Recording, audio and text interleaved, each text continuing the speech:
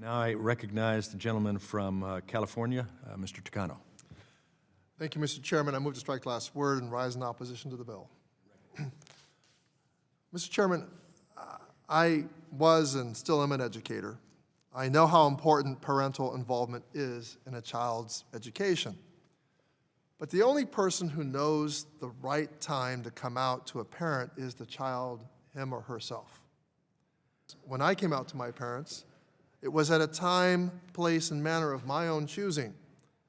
I would not have wanted anyone else to make that decision for me.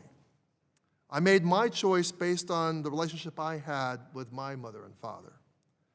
What this bill does is put educators in the middle of that family relationship, by establishing a blanket requirement that parental consent be obtained before changing a student's name, gender markers, or pronouns. Teachers could be put in the position of outing students to their families before that child is ready. And while most families are loving and want to support their children, not every child lives in a safe and supportive home.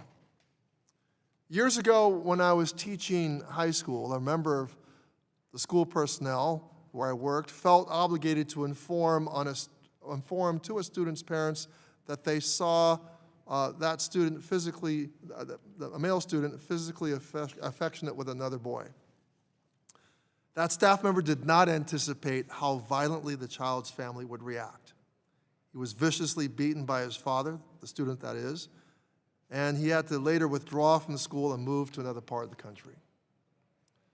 Now, that student's story is not unique. 40% of homeless youth are LGBTQI+, largely due to familial rejection. Transgender youth in particular face higher rates of childhood abuse than their peers and significantly higher rates of anxiety, depression, and suicidal ideation.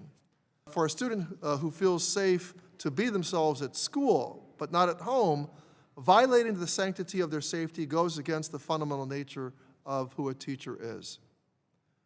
Teachers never aim to put students in harm's way, either intentionally or unintentionally. But this bill puts educators in an impossible position.